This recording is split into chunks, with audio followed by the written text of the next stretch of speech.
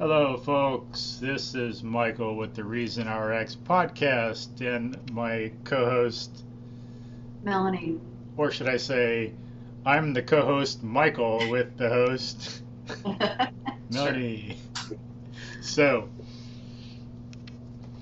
today we're going to be doing What is Education Part 2 with award winning teacher Scott Harris. He's back again. So, we'll be talking about what is education, why we even need education, what subjects should be in education, and what methods we should use. And then after that, or in the course of that, we'll look at education, what education is versus like adult education or training and some other similar concepts like that, make some contrasts. But as a reminder, your co-host Melanie is piano teacher in Minneapolis. She if you want to learn any of 30 or 40 instruments and have your child have a good chances of winning the Minnesota State Championship, then Melanie is someone you should contact. Which instruments again, Melanie? Piano, flute, clarinet, saxophone, a few others, not as much, but those four mainly. And a lot of theory, a lot of music theory, which is kind of its own little sort of interesting way to look at music. Yeah. But yeah, mostly those instruments. And remember, folks, if you're in homeschooling or if you're a parent who wants to do extra work in the summer or after school for your kids, you can contact any one of us or all three for help with homeschooling, teaching methods, curriculum design, or if anybody out there wants, is like a teacher wants some training on how to teach better or help their school, then you can contact any one of us or all three of us. We all do work on that and some consulting. So we'll go ahead and start, first of all, reviewing from last time. We talked about what is education. What are some things, guys, y'all want to review from last time that we discussed for the audience? Put you on the spot. Okay, so last time we talked about what education is, and we defined it. One definition, remember, is primary education, not adult education or some other things, but the basic concept is systematic training of the conceptual faculty of the young in order to prepare them in both form and content, method and ideas for adult life. They need to, like all animals, people need to learn the skills they need for adult life. That's what education should essentially be. Not jumping through hoops, not memorizing stuff, not learning to obey, but learning to be an independent member of the tribe, so to speak. We're social animals, we work in groups, but we need to be able to stand on our own and support our own weight. We need to be, as some ancient peoples were, sometimes, like in some places, the males would have to go out alone for a week or two and show they could survive. But they got to show they can survive and they can help other people. They can support themselves and support the tribe. So, that kind of thing. Go ahead, Scott.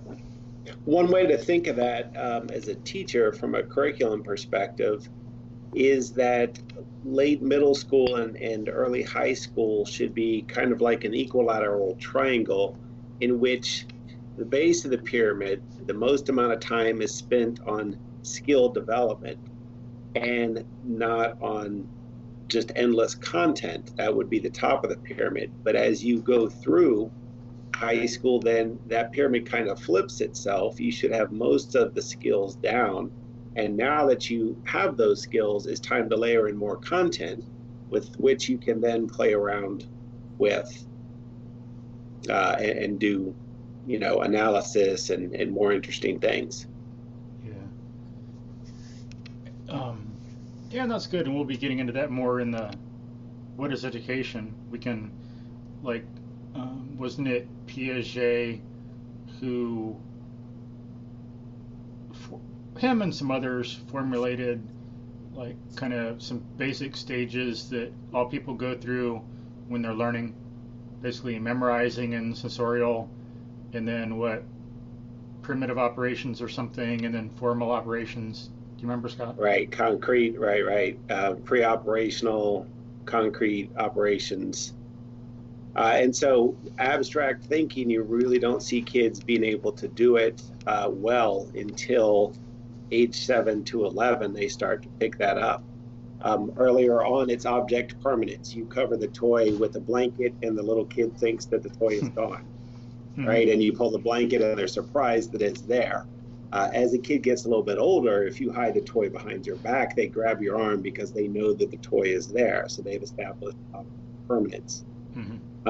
The famous experiment that Piaget did is called conservation, in which you put 2 beakers with equal amount of water, poured one of the beakers into a graduated cylinder, which is much taller but skinnier, and then asking the kids, do they have the same amount or does one have more?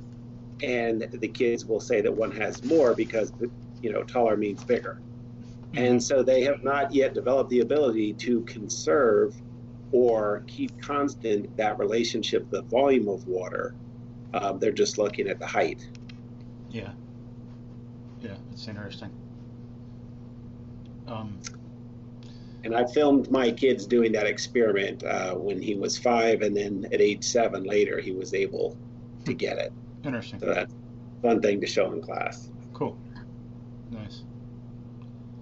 But anything else from last time? I mean, Piaget is new this time, but anything from last time you remember we talked about we could review? I think we talked a little about, as we did the first episode with Scott, some about definition, about integration and induction. We can bring those up a lot more when we're talking about methods and goals. But I was thinking, in case someone's just joining in, like this might be their first time, maybe Scott could talk about what he teaches and what he's doing right now in schools or where we're at. I teach AP Psychology, AP Macroeconomics, and Philosophy. So it's a pretty full schedule. I've also taught World and U.S. History, Theory of Knowledge, and coached swimming and water polo for 17 years. That's fantastic. How long was your bicycle ride today? Yes, did 20 miles today, and I'm going to ride with the fast people tomorrow, so we'll see how I hold up on the 40 to 50 mile ride. Cool. Yeah, tomorrow I'm not going to get as much exercise as usual because I got to fill in for a friend at the local farmer's market, selling meat for him. So then didn't do much today because 26 April 2019, today is day 1 of the iNaturalist City Nature Challenge, I think they call it. So I was out this morning for 2.5 hours taking pictures of plants and animals and posting them on iNaturalist until my phone died. And then I went out this afternoon for another 2 or 3 hours and posted pictures of eastern carpenter bees and plants and some other things until my phone died. So representing Houston. That's great.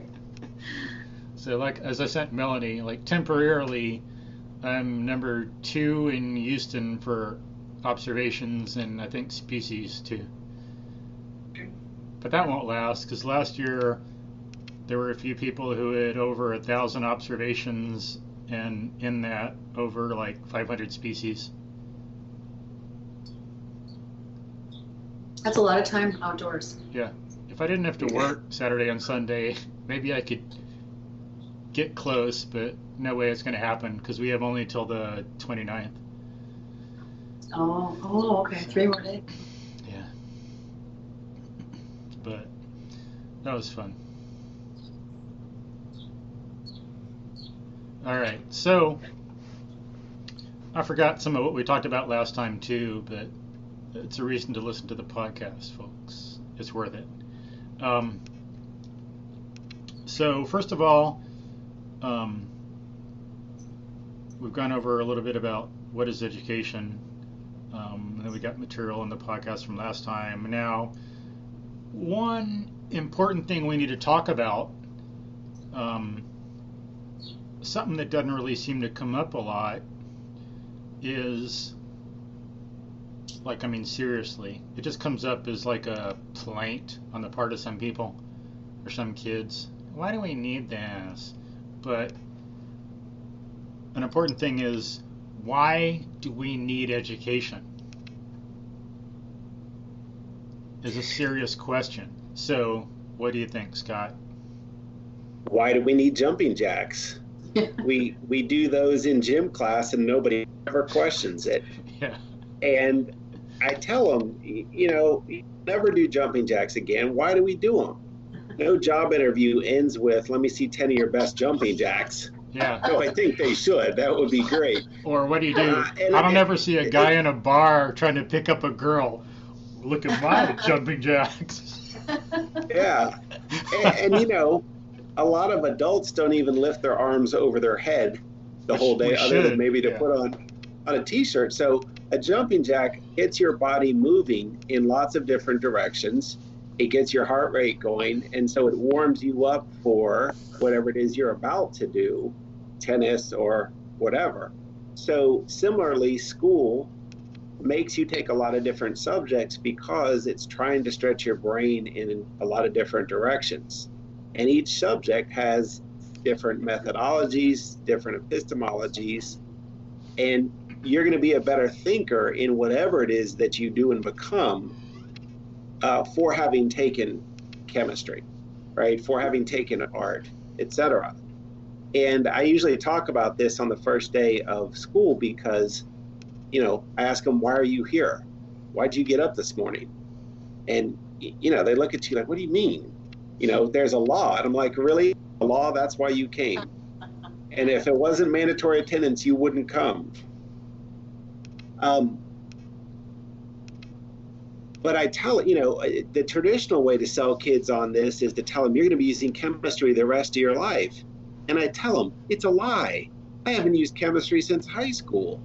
I mean, I know about, I balance the pH in my pool, but, short of that, I don't use it much. I'm better for having taken it. And so one thing I try to get them to understand is quit trying to say what's the immediate utility of this subject. And try and, to the extent that you can, fall in love with the subject a little bit and understand what it can bring you. And teaching macroeconomics, it's not something that people generally fall in love with on their own. But about the third of the way through the course, a lot of kids will start to say, oh, I can really see how this is useful and how this is kind of cool. But it takes a little bit of struggle first. Yeah, and there's going to be a lot that you cannot deal with as an adult unless you know the chemistry. There's a lot I do in basic survival and living that involves a knowledge of chemistry. I want to figure out how the body works. I don't like the sense body because it sounds so inanimate and impersonal. I'd like to think better. It's like, how does my animal work? I'm a living biological organism, not a body like a rock or something. When a body, what is that?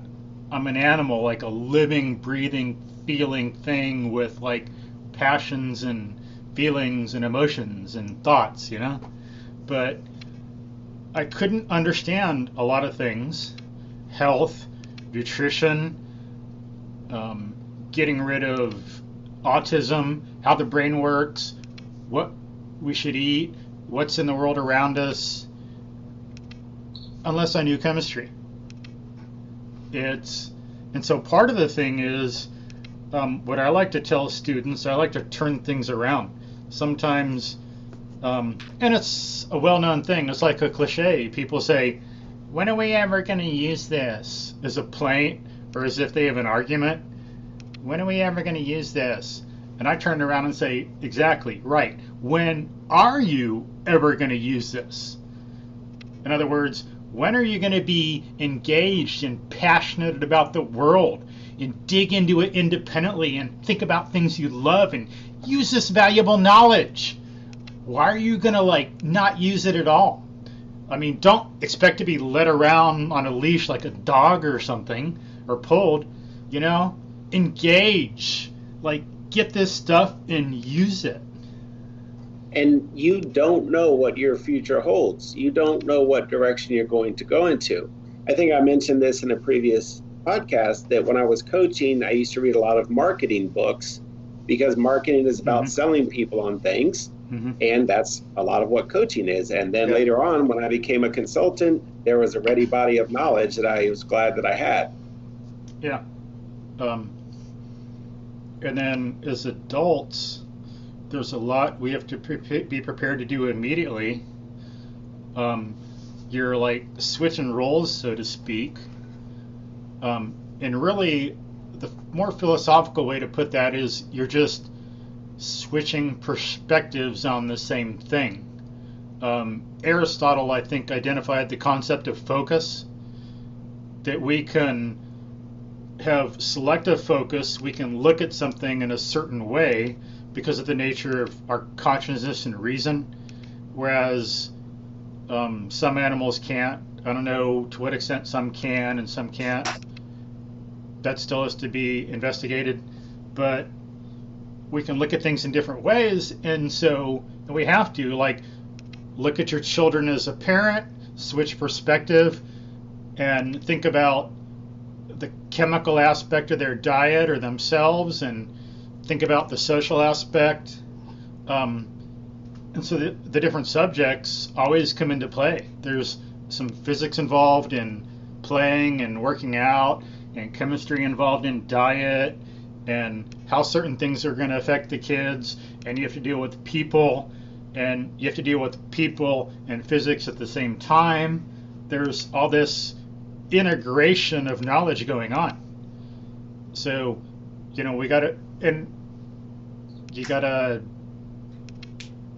buy cars and buy houses and do all this mathy stuff. And, not everybody has to know everything, but we should try to be the best we can be to live the best life we can and make decisions more independently. Because, as Scott said, we don't know what's going to happen.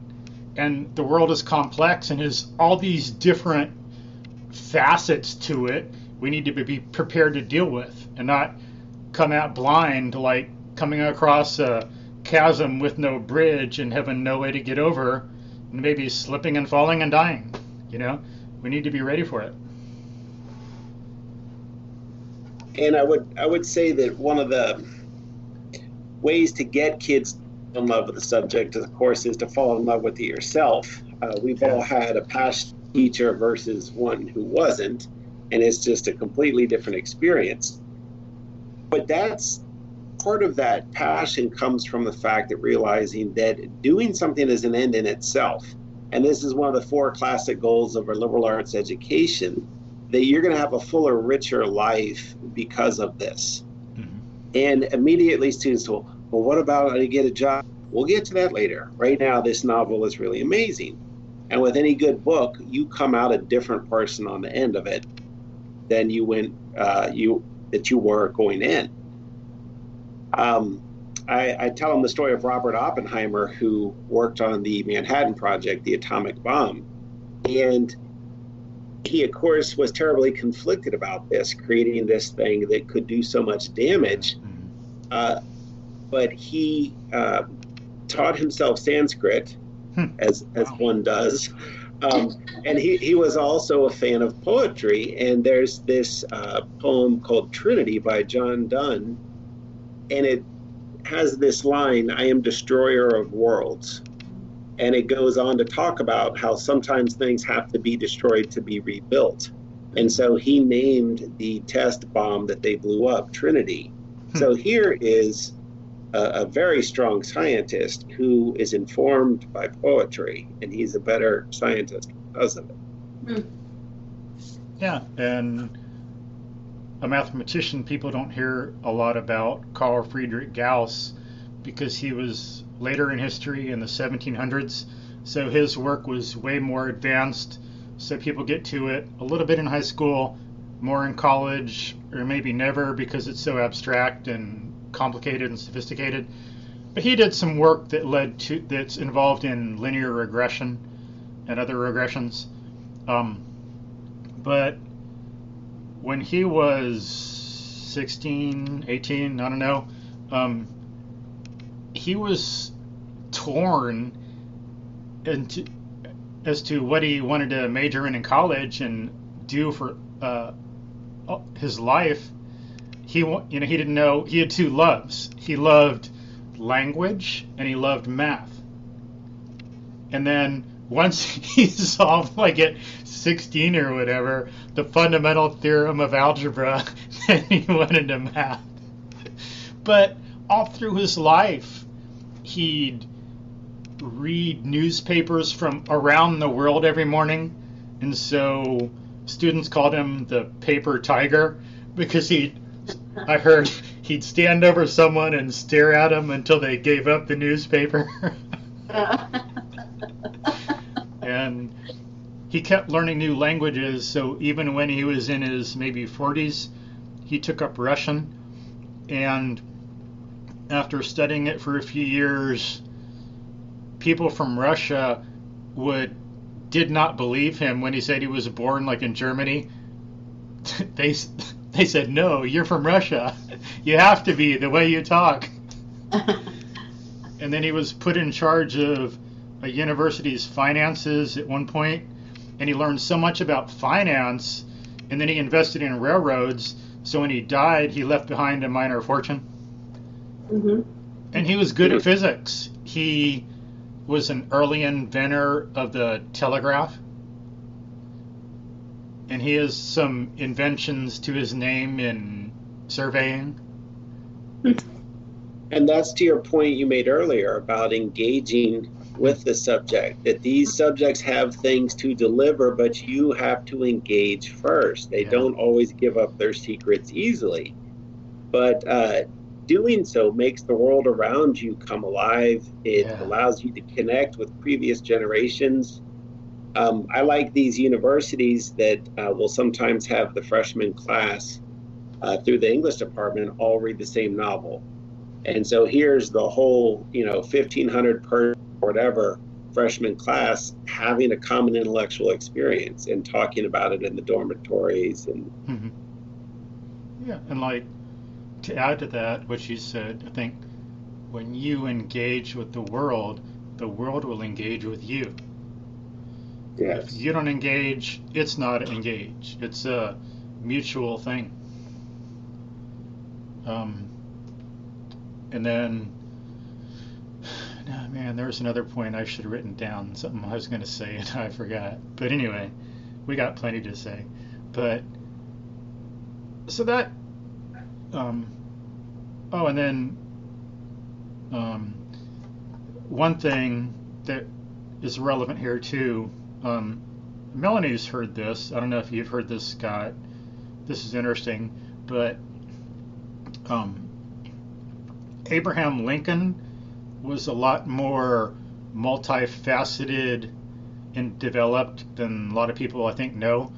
A lot of people know he was president. Some know he was a lawyer. Okay, so he must be, by people's conventional thought or prejudice nowadays, he must be just some thin, weak guy, some nerd. But Abraham Lincoln, no, when he grew up, he had like third grade education. He was homeschooled.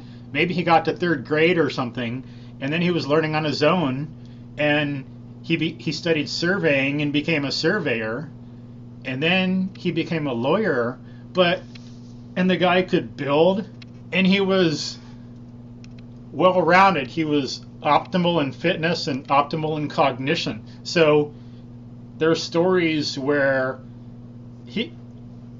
I don't know how the axes were then versus now, but I guess the axes then were a lot heavier, but he could hold an axe perpendicular to his body straight out without bending his arm or anything, with a good solid grip.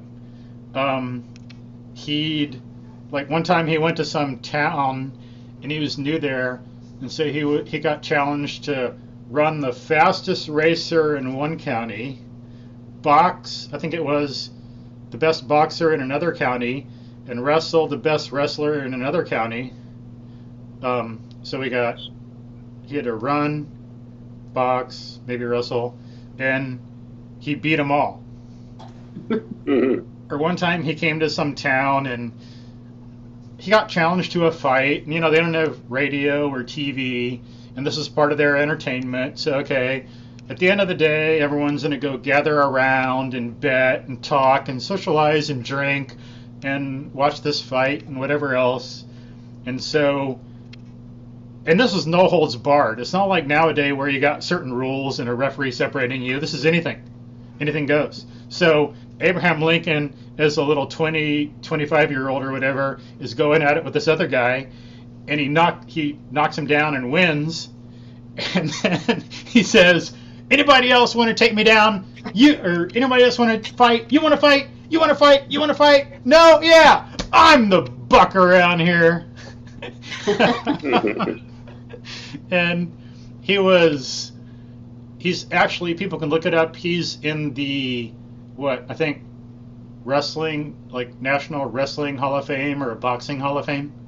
Because he was, the records aren't like sure and clear for the time, but I think he was undefeated in all his fights. And then when he was in his 40s and he was struggling as a lawyer, he didn't know what to do, and he was a wise guy. He's smart, Instead of going to lawyer school or doing surveying on the side or going into a new profession, the one thing he decided to do to make himself better, to support his family, was to study Euclid's Elements on his own after the court cases. They had the circuit they'd go around, the lawyers and the judges, and then while the others were smoking their pipes and talking, he was off in the corner memorizing Euclid's Elements. And remember, that's like 3 volumes. You've seen that, right, Scott? Yes. Original Euclid's Elements, not like what people learn in school now. He memorized that, and people can see it's actually in his speeches. He'll talk about reasoning according to the methods of Euclid. He says it explicitly, and he talks about adducing facts, using logic, proving things, like in the Lincoln-Douglas debates that are famous and that we know about, but I don't think are taught about anymore. But, and so that allowed him to become successful as a lawyer, become a senator, become president. So our country is the way it is because he studied Euclid's Elements on his own. And that's exactly what you're saying, Scott, what we're all saying. So I think that's an awesome, beautiful story. Abraham Lincoln is like so well-rounded and and I think that segues, the first goal I said was as an end in itself. The second goal is shaping character, style, and taste of a person. And certainly through reading those kinds of things and those kinds of experiences, he's developing his character, learning what's good for you versus what is truly good for you. Lots of things seem to be good at the time, but as you get older and wiser, right, that starts to emerge. Or And like, then really quickly, like did you see The Magnificent Seven? I think I've seen that. There's a Which one? story in there I remember. It's based on the Seven Samurai, but Right. one of the characters in The Magnificent Seven says to someone else, "Yeah, one time I knew some guy that jumped into a cactus." Why did he jump into a cactus? Because he thought it was a good idea at the time. And that's what a lot of teenage excuses begin with, is it seemed like a good idea at the time. Yeah, And unfortunately. so being able to foresee some of those consequences, that comes from education. Nietzsche has that great line, to give style to your character. Who are you? What are you going to become? It's not, actively engage in this stuff, and think about who you want to be and how you want to present yourself. Mm-hmm. Yeah, like style to your character. That's good. Like what?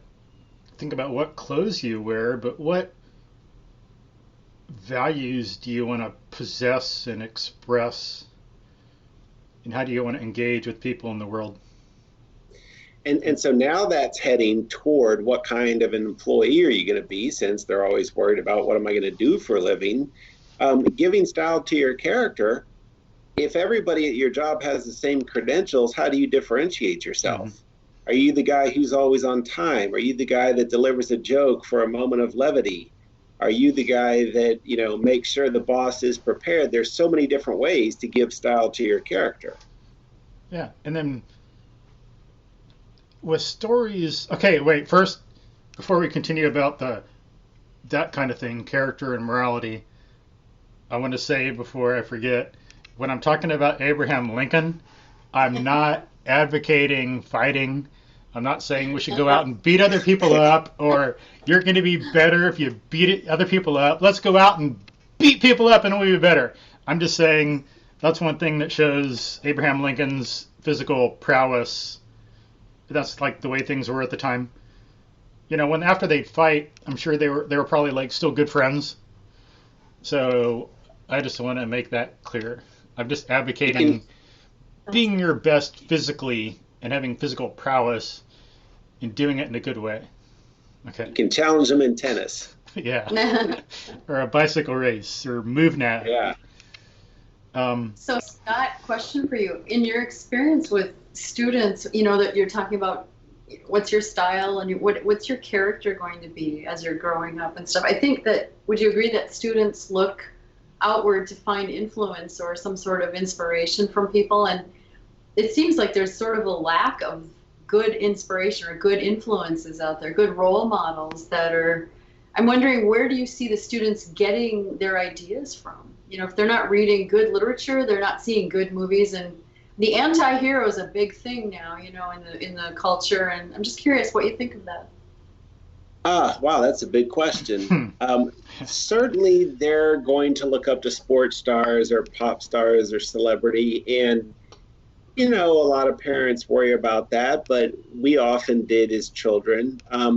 I don't think that teenagers are superficial as people sometimes think. They recognize that stuff it's a lot of illusion and image and so on.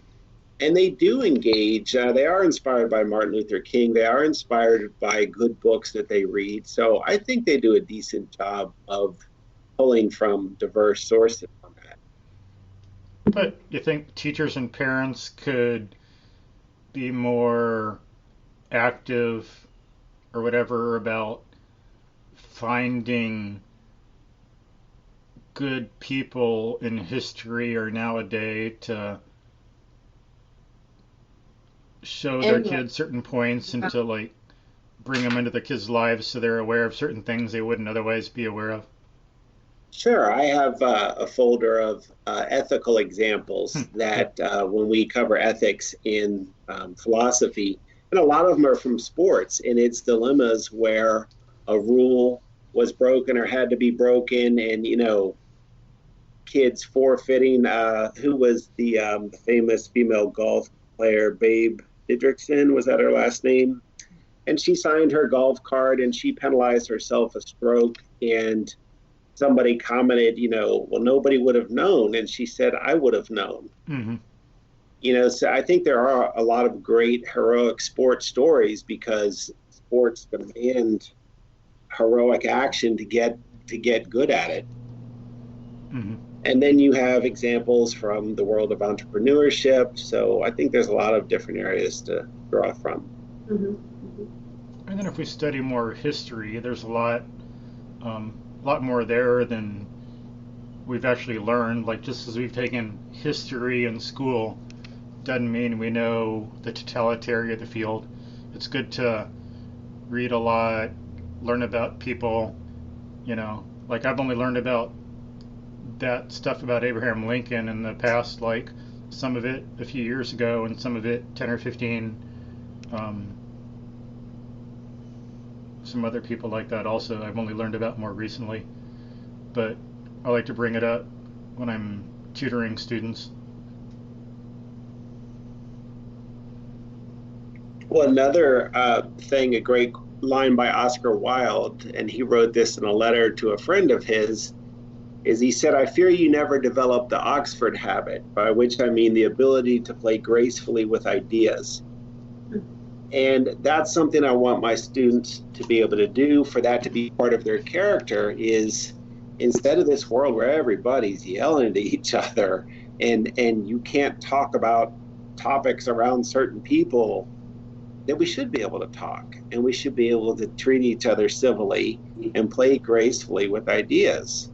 It's a great habit to have. And Aristotle said something similar to that. Correct me, Scott, but it was something like the mark of an educated mind is being able to entertain ideas you disagree with.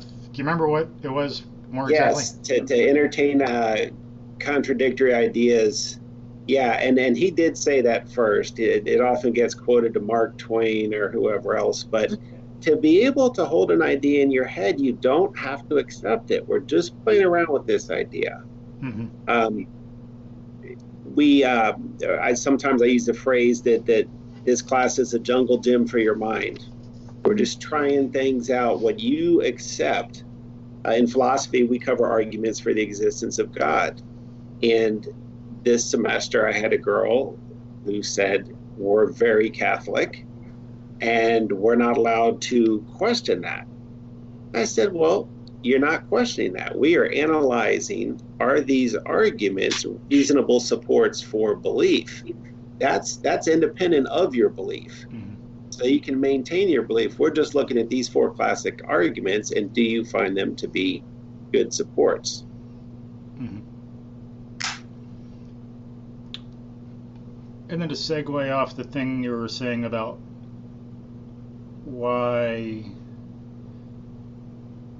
students need to study some subjects, we were talking about getting you mentioned job interviews, getting a job, talking about character development, things like that. The students are focused on maybe skills too much. Skills are important, but don't a lot of people say the number one thing they look for in someone they're hiring is integrity? That would be a good thing to have. And so that's the third classic goal. First, an end in itself. Second, shaping character, style, and taste. Third, to prepare for a useful career. Of course, they all want to do that. What then is a useful career?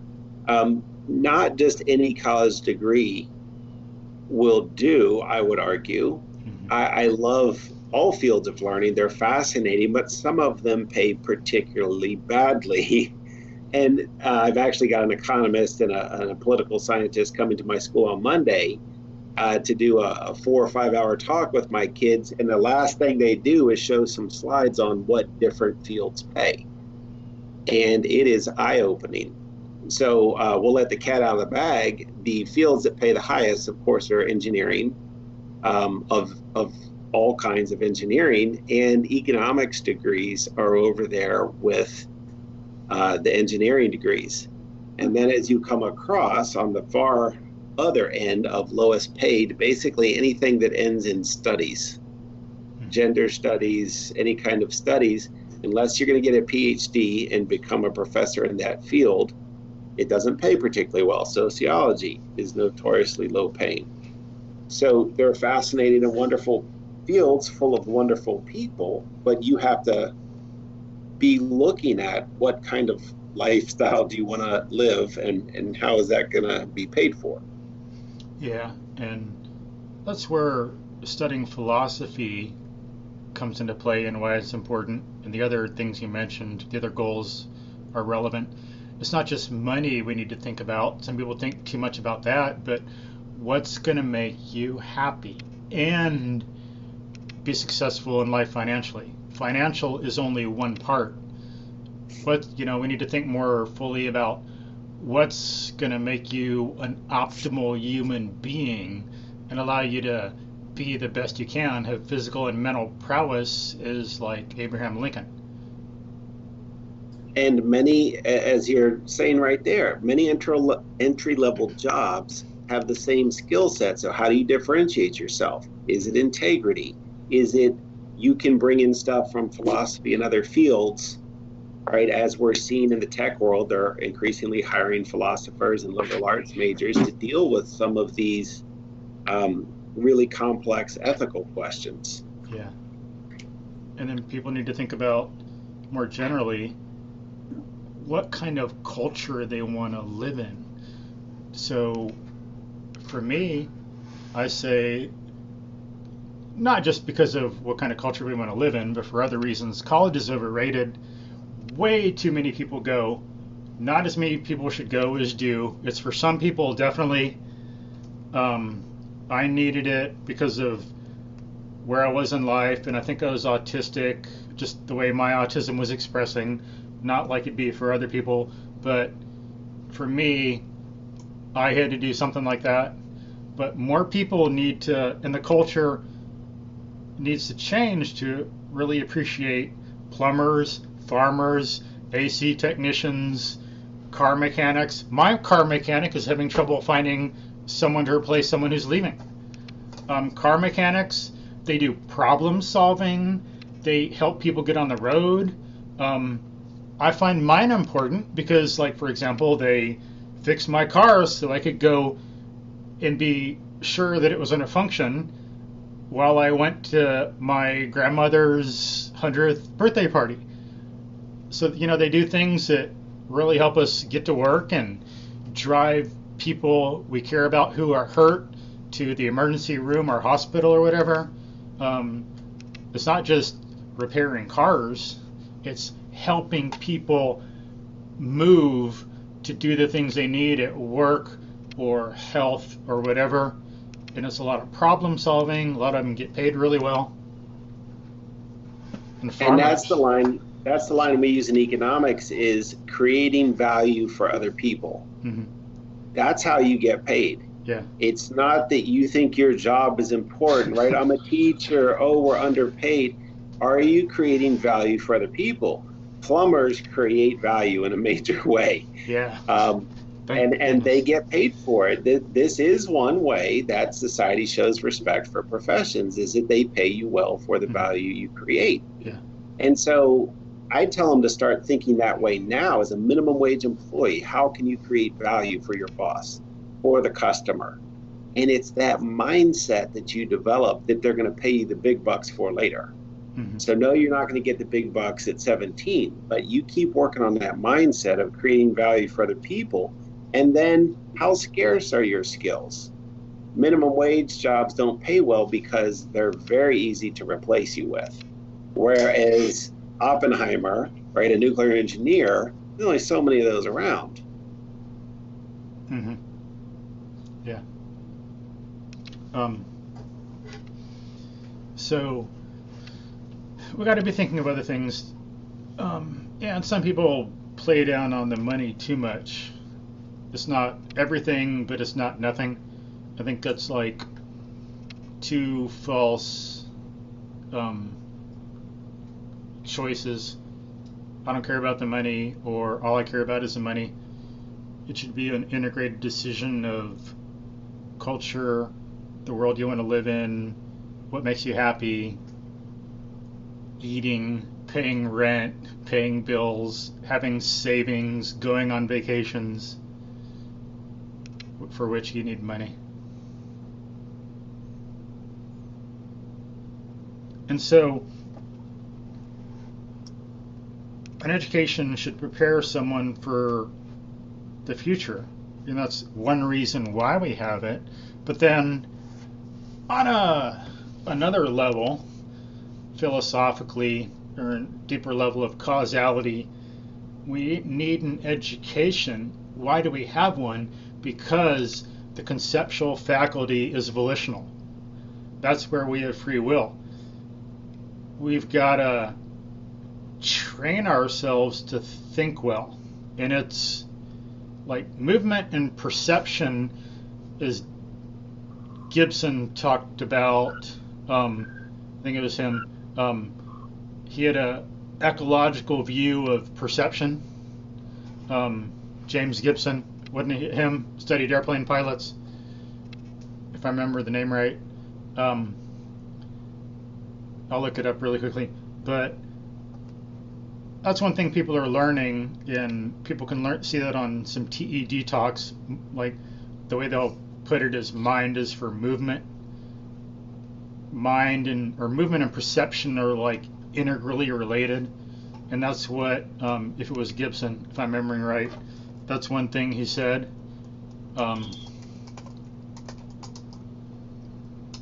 That you can't understand vision apart from James J. Gibson, ecological psychology. You can't understand perception by have someone sitting in a chair and looking at things. Perception occurs as you're moving through your environment. And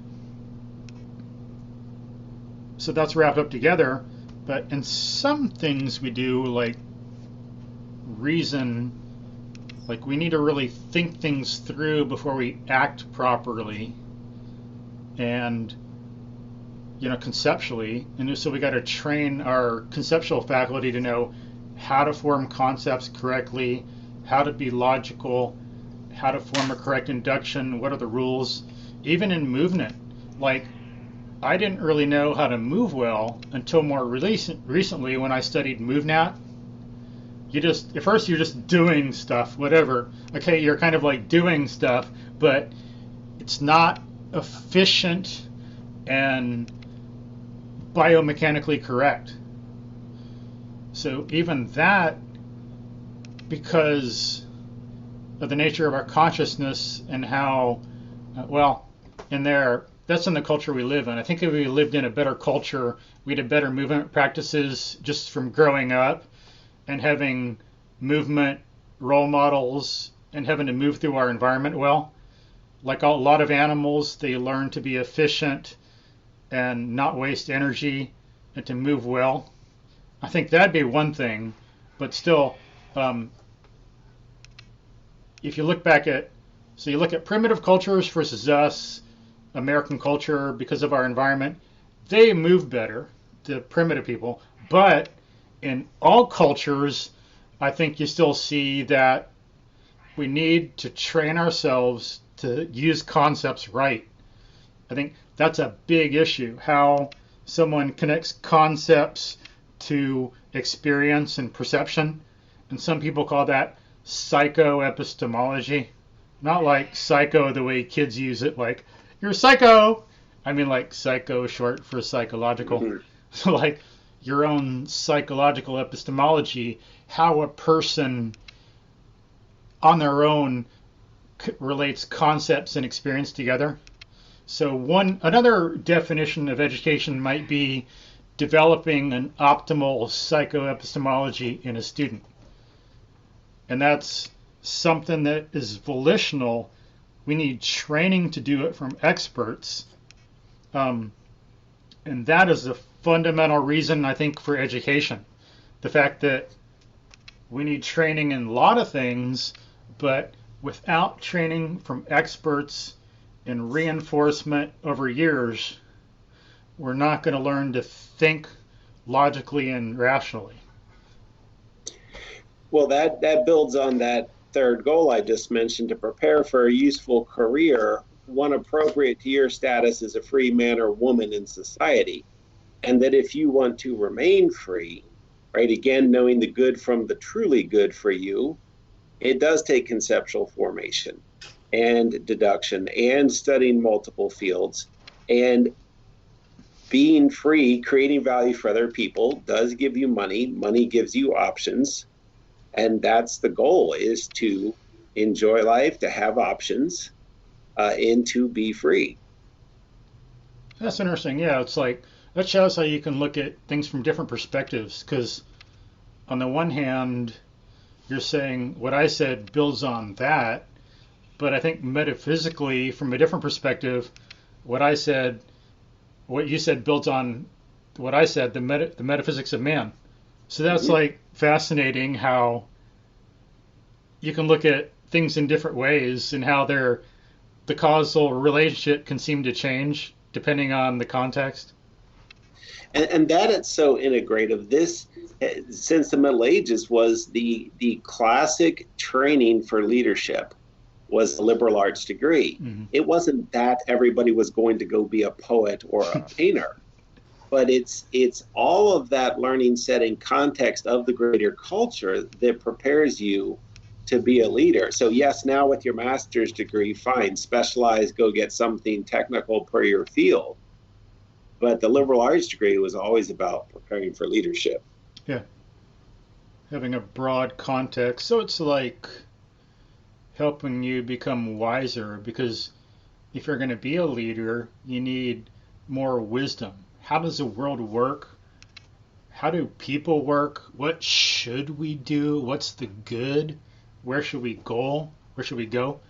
It involves a broader context of knowledge. It involves more wisdom than just and telling everybody to code, that's great, be a coder, fine.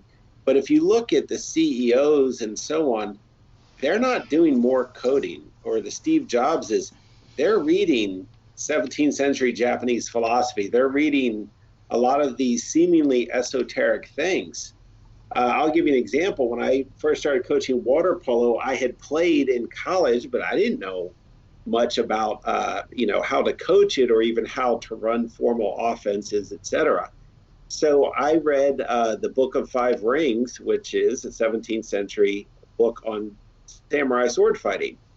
And it was very philosophical, and there were certain principles there that I constructed a 2-3 page handout based on the sword fighting and how that applies to water polo. And those kind of became our conceptual things to hold in your head, that we're always doing these things, and thus we didn't have to worry about as much of the X's and O's until we learned that. And we got good very quickly because I pulled some book off my philosophy shelf. Yeah, and that reminds me, talking about coding and poetry, actually, like, if people would study the short biographies of some scientists, they would learn so much and be so shocked. Like, what's his name? Richard Feynman, one of the great physicists of the 1900s. Yes. Won the Nobel Prize, was regarded as one of the great physics teachers of the 1900s. He was so well-rounded. People would think, well, he's a scientist and he's a physicist. He's so boring. What a nerd. Oh my gosh. That guy, he was, if you see the movie Infinity about him, there's some movie with the Avengers called Infinity Now, but if you look at Infinity about Richard Feynman, beautiful movie.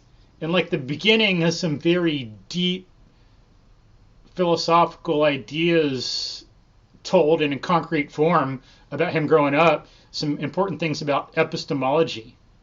I think we talked about before. I brought it up with Melanie's kids numerous times.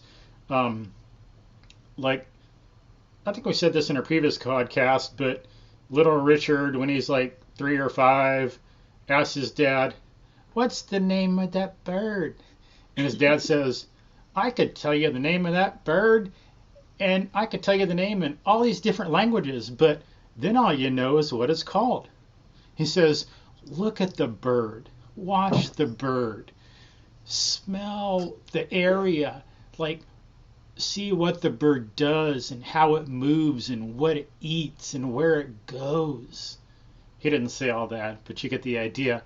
It's about, so that's got a lot of epistemology wrapped up in it, but it's a good movie. I just wanted to bring that up, and that's one thing you get in it. But Feynman, when he was at Los Alamos to develop the atom bomb, and there's a story I read in some of the books he wrote.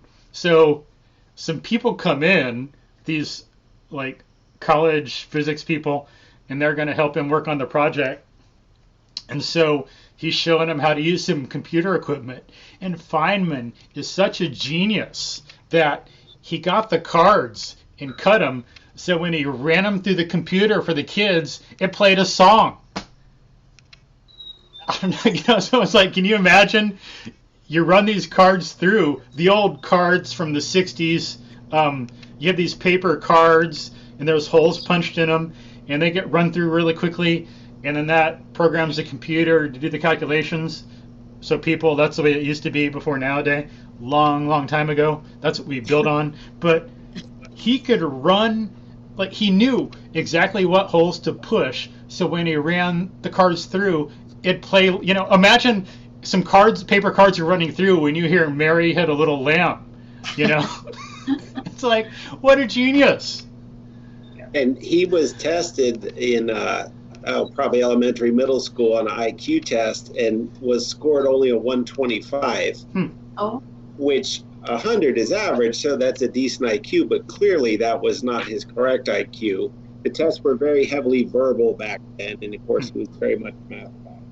And then creativity isn't really measured as much on those things, or persistence. Right.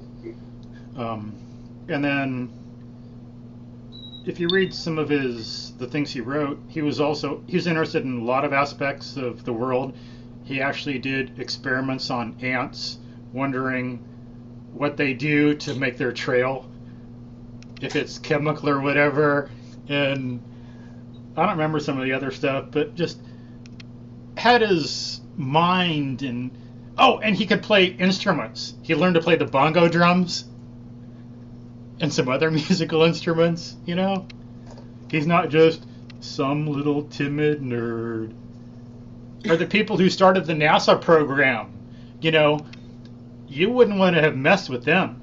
They're not PhD physics nerds. They were fighter pilots, black belts in karate. I've read a book by, remember in like Apollo 13 or whatever, Krantz, I think Gene Krantz, wasn't he in charge? I'm not sure. I don't remember the guy's name. Was it Apollo 11 or Apollo 13 where they almost didn't make it back and they had to do the calculations? And the guy said failure is not an option. Right. You don't recall who that was, though? No. Okay. But them, again, you'd think they're like PhDs. They're just nerdy and boring. But like I say, there are some fighter pilots, black belts in martial arts. And in this book, they say they used to play volleyball. Yeah, it's okay. I just looked it up. Gene Krantz. The book is Failure is Not an Option. He was the flight director, Apollo 11 through Apollo 13. So it's him. But I think it's in here. He reports that they played volleyball, and the volleyball games were like, if I remember right, half karate, half volleyball. Yeah. They were very physical. It's like a hockey game, So people are more rich and developed than some of the like conventional ideas or whatever might lead some people to think. And I think that as a parent, just kind of looking back over the years of having these 3 kids, that I think we're all a lot safer if we have a good education, because, knowing that we're efficacious, we can actually take what a doctor tells us, or, somebody who's proposing some procedure or some method of, medication, and you can take your confidence that you can understand things and you can figure out stuff too. And you can figure out, is this the right thing for us? Is this the right avenue to take, medically speaking? So education really kind of can help you feel that confidence that you can understand what people, if you can't, you can always figure it out. You have a mind that's active, and independence matters. And kind of to segue on that, like, if it's done right and you really learn logic and reasoning, you learn that every individual reasons or can, and people make mistakes, and just because someone's a doctor doesn't mean they're right. It makes you stop and think, okay, is my reasoning process right? It's not always right. Sometimes it is, sometimes it's not. I got to work to be that way.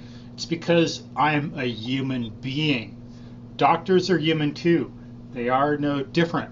So what is this doctor's MO, modus operandi? What is his cognitive MO? Is he logical or not? Is he authoritarian or not? Does he want to manipulate people, or does he want to help them focus on reality and figure out things themselves and work with them in that way?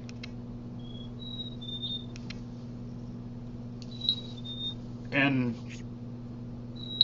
Aristotle's relevant there, I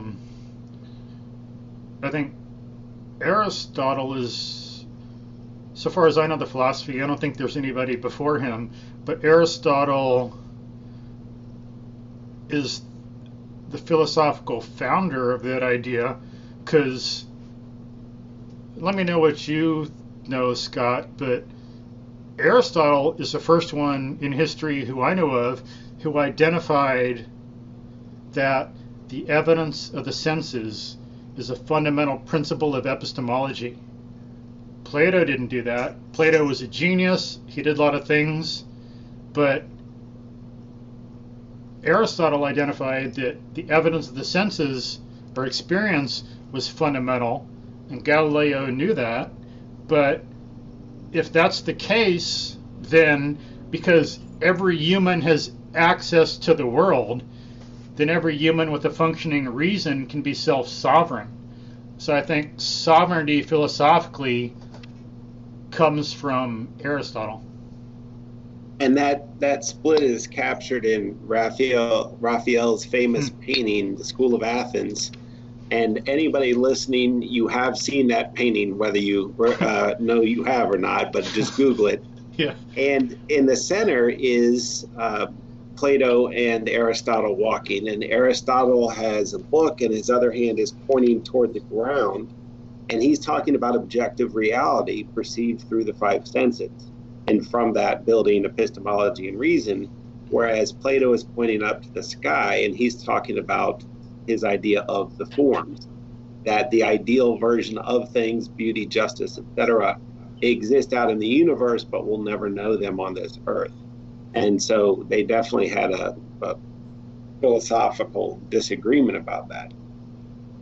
And it's interesting that Aristotle was so in love with biology, whereas from indications I've seen, most people in Plato's Academy were in love with the stars and had to be kind of convinced or persuaded to pay any attention to biology at all. Yeah, and math, that was the phrase inscribed above Plato's door of the Academy was let none who do not love geometry enter here. Mm-hmm. And yeah, Aristotle pretty much invented the field of biology, created taxonomy. Yeah. Yeah, and we'll have to put in the show notes a link to a very good, maybe BBC documentary. I forgot who the professor was, PhD in a biological field. He wrote the book The Lagoon. And I think it was the BBC made a documentary about that. It's about an hour long, but this guy is discussing how he came upon Aristotle's works in biology. And I think at first, if I remember right, at one point in life, he didn't pay attention, but then one day he saw them at a bookstore and started looking and just fell in love. It's a really good documentary. The guy's got a really good, passionate opening, really praising Aristotle. It's Armand Marie Leroy, Leroi, however you pronounce that in French or English. It's a book, and there was a documentary made on it. And Armand, learned some things from some more recent Aristotelian philosophers of science who are looking at Aristotle's biology, like Dr. Gotthelf. Unfortunately, he's passed away, but this Leroy, sorry if I'm butchering the name, but he learned a bit from Dr. James Lennox, who was at the University of Pittsburgh, Aristotelian philosopher. He had a big role in the documentary, I think. Kind of implicitly by teaching Leroi.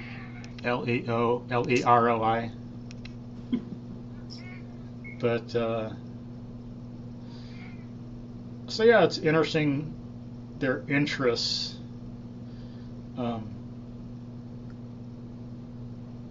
And I don't know to what extent that affected their philosophy, but of course philosophies in general, so it's a little distinct from that. But Plato was also one who thought about philosopher kings and they should lead. Aristotle made mistakes too, like every human being. I make mistakes. Every person on earth nowadays makes mistakes. No one's perfect. And we're limited by our time to some extent, and so was Aristotle. So I think we got to, some of the mistakes he made about women and slavery, you got to put it in context. I think it's like Galileo said. Galileo was fighting the scholastics, and they said, but Aristotle said that the sun goes around the earth, so it does. And Galileo said, he said something like, to paraphrase, in following and obeying the evidence of the senses, I think I contradict Aristotle less by saying the earth goes around the sun than do those who, ignoring experience, say the sun goes around the earth. Because Aristotle knew explicitly, and he identified it explicitly, that the evidence of the senses was fundamental in Aristotle. He had a certain method and certain basic premises. So I think if Aristotle lived nowadays, because of his methodology, his modus operandi, I think he'd have different opinions about some of that slavery and men and women and so on. Sure.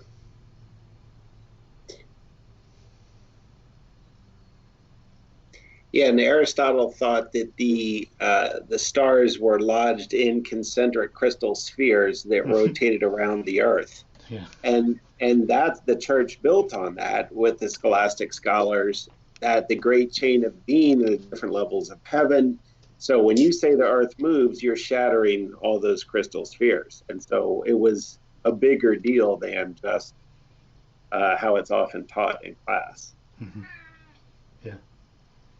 Yeah, there's a lot to it, a lot of integration and so on.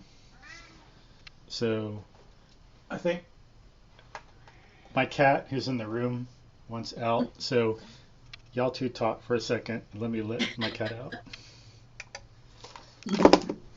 G'day. So maybe just from a homeschool question here, Scott. What would you say? It's tricky because when you have three kids that all have independent interests in things, and you're kind of trying to help them discover their talents and their potential, and kind of chase their excitement and their passions when they have them. But what do you think are some of the most valuable subjects that a person could make sure their child is really studying and grasping, and like there's just no room for debate that you really need to learn this and study this? Sure, writing your own movies or playing the piano for 4 hours a day and you're 14, that's all great, but so where do you go? Oh, that each question you ask just gets broader than the last one. And to even answer it is to say the other subjects don't matter as much. Let me start first with two skills, and then I would pick a subject or two. Being able to write is so important because writing really refines the thinking. And people think they can think until they try to write. Mm-hmm. And you find out very quickly whether or not you can really think. So you've got to put it down on paper. That's how you really rearrange how you think. And so learning to write well, kids, of course, then, well, how do I do that? And the easiest way is to read a lot. When you read a lot, you come across good writers, you come across great writers, and I've just learned so much from certain great books. And you sometimes forget you're reading the book because you keep going back and looking at their command of the language and how they crafted a sentence. And that starts to refine your own thinking and how you write. So that's the main skill I think we should get out of school. That also then creates that command of language for you. And so when you go to speak and convey ideas to other people, that all goes back to the writing, I think. Mm-hmm. So go ahead. As far as subjects, I'm a history philosophy guy. I obviously think those are important. History, in addition to being the grand record of what has happened, is also that vast early warning system so that you can see bad ideas coming. I mean, we don't, but you can see them coming if you study history enough. So I like that. I do. I would love to have philosophy be a required course at every school because, from metaphysics, certainly epistemology, ethics, some training in political philosophy, and aesthetics, the study of art and beauty. I think that's a nice, it's kind of like the mortar in between the bricks that are these other subjects. And that's what kids often don't see the connection, because the subjects are often presented isolated in their little silos. Mm-hmm. And I think we need to break down the silos and integrate things. Yeah. Yeah, it's one thing that's changed my teaching is getting the concept of integration and taking it more seriously. I think some people out in the culture know integration, but they don't really utilize it in education as they should. They still compartmentalize their subjects too much. But once I got that concept of integration and started to develop it more in my own thinking, made a much bigger difference in appreciating things and knowing them in my own mind and understanding, and then being able to teach people other things like that. And then I think it's important to teach and bring it up a lot because integration is not a skill that develops automatically. A lot of people, they can learn math and they can learn some complicated math, but they still cannot integrate where it matters. I think integration is something you got to start teaching people to do on a small scale when they're younger and then build up. Like some people call that thinking in principle.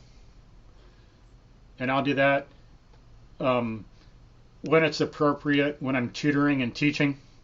Sometimes you got to focus on a test. It wouldn't be appropriate. The kid needs to get a good grade, whatever. But sometimes when you're freer, I can talk about note taking and say, like, we need to take good notes. That's one reason that's holding you back. Taking good notes, there's certain things you need to do, like don't write a bunch of stuff down. You need to organize it. And so you need to use space as much as you use stuff. And then you can point out that that's what musicians do. Like, partly I got that idea from Yo-Yo Ma, the great cellist. He said, a great musician does not care only about the notes he makes. He crafts and sculpts what's in between the notes as well. Or a great architect like Frank Lloyd, like a poor architect thinks the buildings and the walls are what matter. But a great architect like Frank Lloyd Wright, who gets the bigger picture and who's integrated architecture to human life and survival and the local surroundings, he gets that the space is what matter and the walls are just to support the space and separate the rooms. So same thing with taking notes. You got similar things there.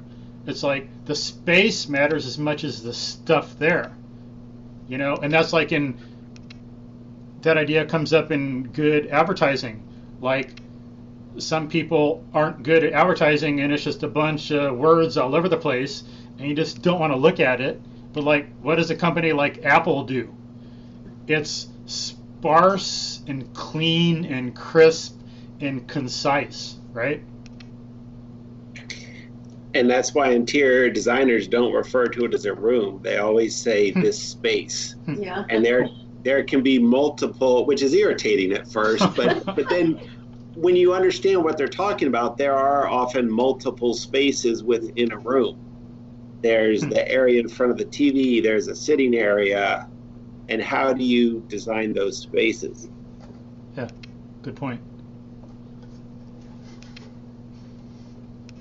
And then there's other examples of thinking in principle that have come up through this episode, and that shows that we walk the walk and talk the talk, you know, because we're not just saying education should be this or that.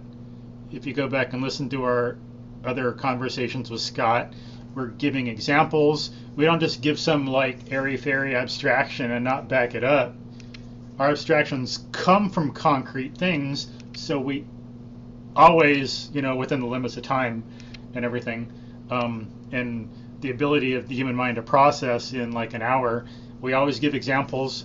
We're integrating, we've connected this, just like a good interior designer doesn't just know the interior, she needs to know something about color, art, aesthetics, different aesthetics according to the client, survival, human values, human life, why we have houses, how their home relates to other things in life, know a little bit about botany for flowers and all that. A lot of integration. So, and some things about psychology, measurement. So all the different things that we've been talking about, like Scott said, there's different subjects that we need to learn when we're younger, and that's a good example he brought up right there of how all this stuff comes up in interior design. Mm-hmm. And I should kind of mention too, the kids are taking a great combination of classes with Scott Powell and Luke Travers. Scott Powell's course is called History at Our House. It's an online history course. And every year they study a new topic. This year's world history with an emphasis in Asia and Africa. And last year it was American history, and then prior to that was European history. So Luke Travers ties in with that, in that he's selecting literature that would have been written during those time periods, or at least from that location. So the kids are getting literature, discussing and exploring those regions, and then Scott Powell is giving them the history of that area to give it some context. And I think it's kind of contextual both ways. It's not like one provides context for the other. They really do work and integrate well together. So it's very neat seeing them having more, like you were talking about, historical, philosophical a little bit too. And then they have to do writing as well. So the three things you listed, Scott, to get kids really going on their education and being well-rounded, it's amazing how they can get that out of those two. So I wish we lived closer to you guys so we could get into your classes as well. Not much I can do about that. And I agree, as we've talked about before, Scott. Yeah, writing is very important. It's a skill that should occur in all areas of education, as we've talked about. I don't remember in conversations with Scott, but Melanie and I have talked about using essays to help her children in science class. I require essays. Yeah, you do.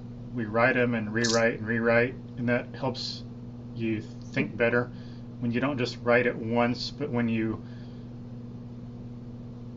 go through a draft and then a second with feedback and then a third with feedback and then a fourth with feedback. That's how you really learn to write and think and reason and be logical. And some things that, like, some people might ask, well, how does it help you think and be logical? Well, some things are making sure you have, as we talked about before with concepts, make sure you have an example of an idea.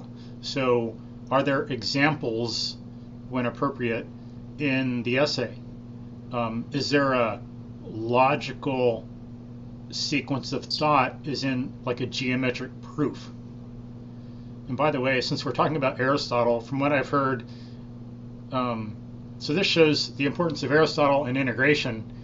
Aristotle discovered and developed logic by seeing how geometric proof was done, from what I've read.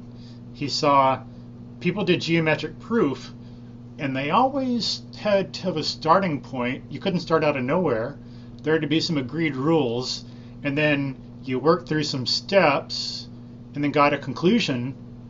And from what I've heard, he was the only one. He was the genius who could see that, whoa, that's not just in geometric proof. That's the basic structure of all rational thought. You start from experience, and then you reason from there. So he got the structure and nature of reason from seeing how geometric proof was done. And so he integrated geometry into epistemology. That's beautiful. Nice. Yeah. But so in writing, is there a progression of thought? Are there examples? And then depending on the level the student's at, you can see, can the student find, if you're writing about a book, can the student find outside sources that are relevant? What connections can they make to another field other than what the book discusses? What else can you think of, Scott, about concepts and reasoning that could be illustrated in, or shown, developed in an essay? Well, I tell you, that sounds like a whole separate podcast. Okay, we'll wait. Absolutely, I have a lot to say about that, and I don't even want to start. Yeah, okay, we won't start. Another podcast someday, folks.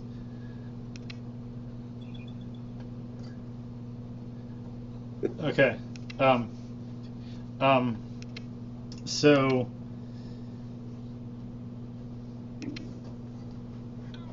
let me see. So it's almost an hour and a half. We don't want to have this too long for everybody. It's enough to digest as it is, but we got into why we need an education and talked about the subjects. Maybe we can talk about the subjects a little more, but I want to throw in addition to what has been mentioned so far, we also need the physical sciences and mathematics. Mathematics comes up in physics and chemistry and finance and economics, and as we discussed, studying geometry helps you learn thinking skills you need in law, and helps you learn about sequences of thought, and it helps you get some evidence that Aristotle had to learn about epistemology. So, and that's one thing we want to do in education is get stuff that's universal, stuff that some detailed concrete things, but we want things that apply to all areas of life, adult life as a human being, and math is one of those things. I think history is important because we're social animals and we need to know where we come from, why things are the way they are, and where we can go with that, and how people have made changes in the past. And then, okay, so I have a degree in math and a degree in philosophy, but over the past few years, I've finally figured out that biology is a fundamental. I think biology needs to be taught a lot more in school. And if I had to punt and get rid of some things, I'd get rid of physics and chemistry way before I got rid of biology. And besides, those things can be taught through biology in a more interesting way. And then I think that one thing students are looking for and they know is relevant when they say in math or physics, when are we ever going to use this? They're saying, what is its survival value? How does this help me live? What's the biological value of this? And so I think they're getting at the importance of biology there. And as Melanie and I talked about in a podcast with Kim Cabrera, some people think that tracking was the origin of modern science because of the thinking skills involved in it. Very detailed, concrete. It takes long range planning and thinking. You got to think in an integrated fashion ecologically. Like, what is the animal? What is it going to do? How does it behave? Where does it get water? Where does it eat? Right? So, for a lot of different reasons, I think biology should be stressed a lot more than it is. It should be more fundamental. You want to disagree, Scott? Or do you have to agree again? No. Damn! I was hoping we could have a little disagreement somewhere. Well, you could make a case for any of these courses, and that's why you need to take them all, children. You need a well-rounded education. Truth to power, man. Truth to power. All right, so very good discussion, very deep. Lot for people to think about. That's an episode that some people I'd recommend listening to over a few times. I got a degree in philosophy. I've thought about and done this stuff for years. And so I've already gone through the pain and suffering and the joys of learning and being curious to get here after many, many decades on this earth. So hopefully we can make some people's journeys a lot shorter and less painful.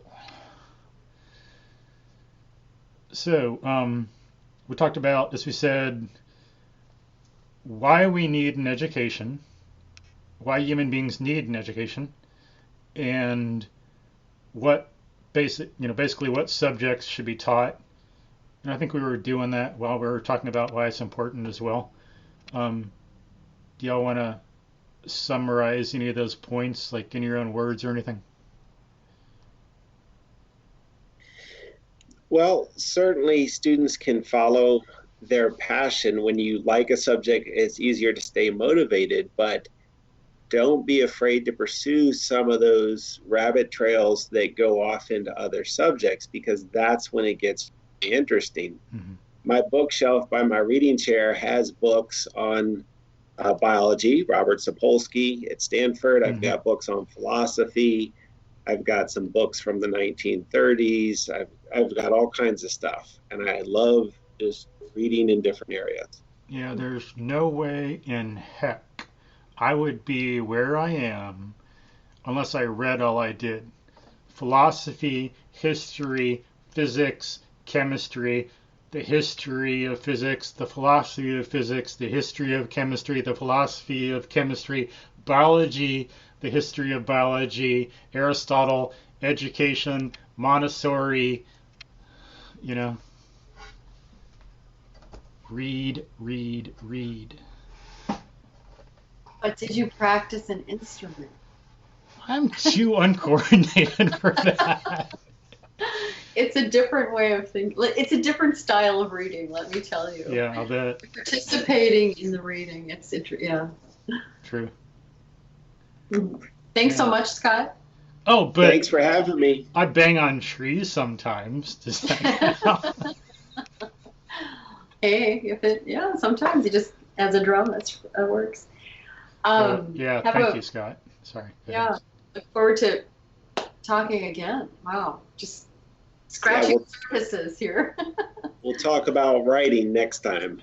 Yeah, thank you so much for answering those questions. I know they're, like you said, pretty broad, but you sure find a way to essentialize and get them right to the crux. So that's great. Thank you so much. You're very good at doing that. Thank you. Yeah, thank you for taking the time, Scott. We appreciate it. Yeah, appreciate that. All right, well, have a good evening. All right. You So, too. yeah, sorry. Yeah, so hope everyone enjoys that. If you have any questions, just let us know. And again, if anybody, a teacher, wants some training for themselves or a school, you can contact Scott, Melanie, and myself, or all three of us, or two of us individually, or whatever. Or if you're a professional, you or your company want some training and thinking skills, you can contact us. We'd be glad to help. And if you have any questions, just shoot us something in the comments or an email. We'd appreciate it. And if you could like the podcast and pass it on to other people, we'd appreciate it. You know, that'd help our culture out a lot. Help people think better, live better. You know, it's better all around. Anything else, guys?